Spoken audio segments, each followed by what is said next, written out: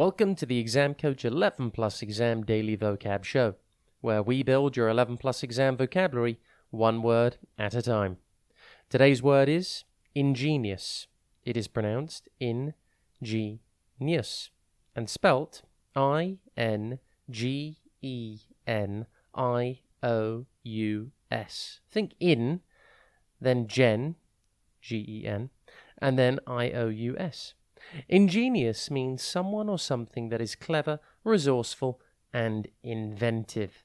For example, you could say, the ingenious inventor always had new ideas, or the student was ingenious and always found a new way to succeed.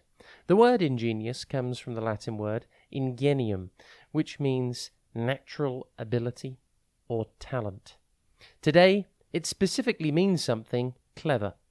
In Matilda by Roald Dahl, Matilda is an exceptionally intelligent little girl who discovers she has telekinetic powers, meaning she can move things with her mind.